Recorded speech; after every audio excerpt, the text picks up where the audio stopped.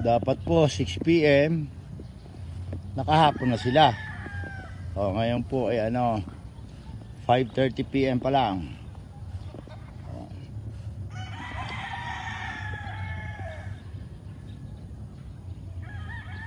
Stahin pa natin yung iba. Po, dapat po may pahaponan talaga. Pag wala, pag sa lupa po humapon yan, na nasisira ho ang mga balahibo, saka nagkakasakit po. Ang pinakaayaw ko pa dyan, pag biglang umulan, wala siyang pahaponan, na-experience ko po patay pag sobrang todo na malakas ang ulan, lalo na kung hindi makasilong. Tignan po natin sa Wellington, pulang-pula mukha. Saka po yung manik. Tignan po natin sila nakahapon na nasa facilities.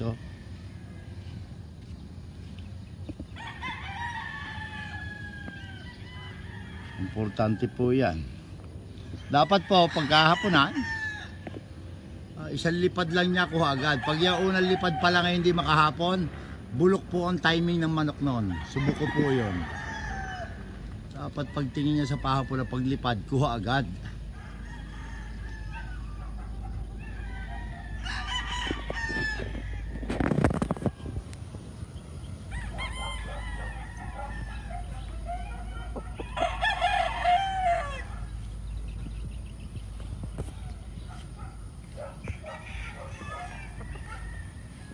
Po, at least kahit pa paano nababatak-batak na po sila dyan.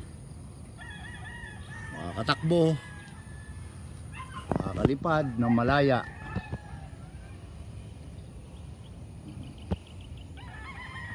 Tatapos lang po ng bagyong Christine, di ba? 27 ng October 2024 at 24 ng October yung bagyo. At least recovered naman po sila sa stress. Nabugbog po ito ng malakas na hangin. Pulang-pula ang manik. Natin sila.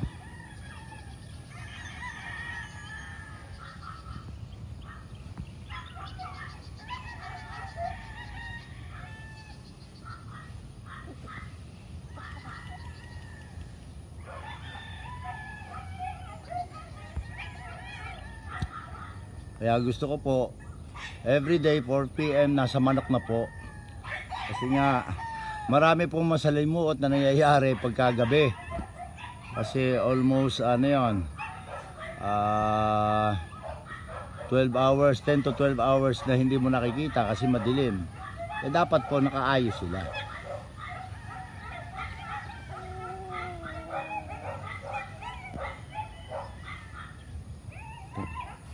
Okay naman po yung kanilang roost o yung pahaponan.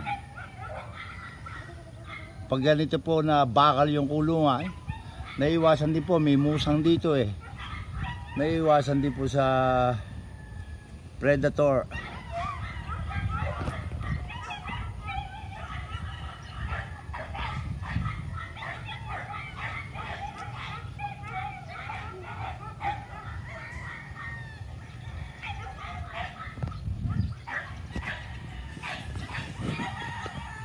Magkakamukha sila. Ano po yan? Wellington lang, malinis na tubig. Sila. May bisita lang po tayo. Sunday ngayon, October 27, 2024.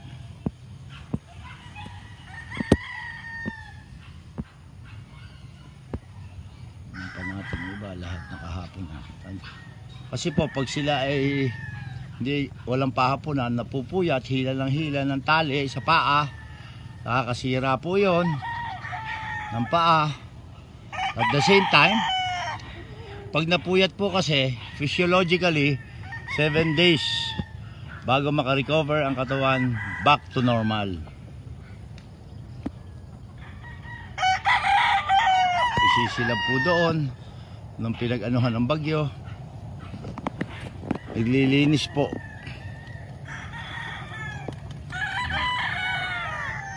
At sila nakahapon po maglilipara na.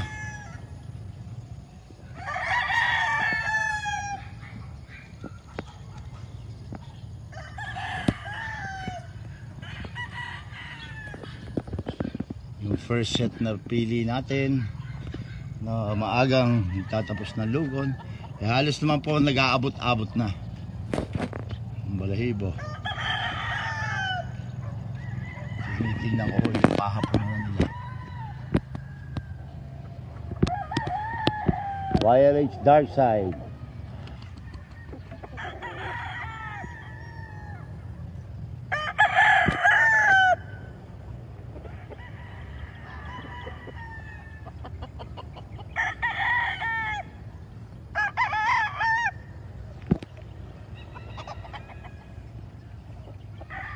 Yung manok ko po ay nag-aagawa lang yan sa dark or pongkan side na YLH. Lahat po ito ay sarili kong breeding. Kaya simula itlog pa lang, kasama ko na.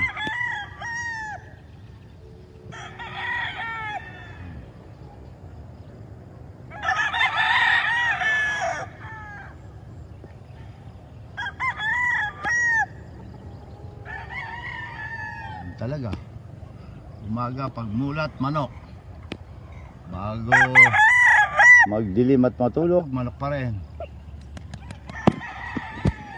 Wala pong problema doon, hindi ka mainip kung talagang passion mo. Pag hindi mo passion ng manok, hindi ka magtatagal sa pag-aalaga.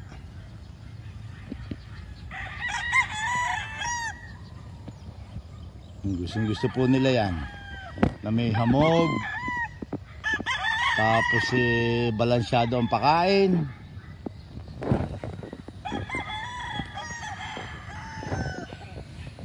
Bumaba pa yung iba, may mga insekto nanunuka-nuka na yan.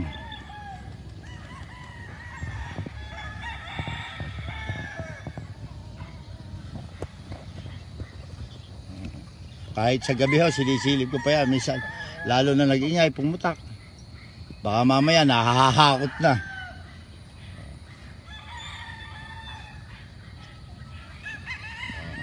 Sa Progressive Poultry Supply, tamang nutrisyon para may proteksyon.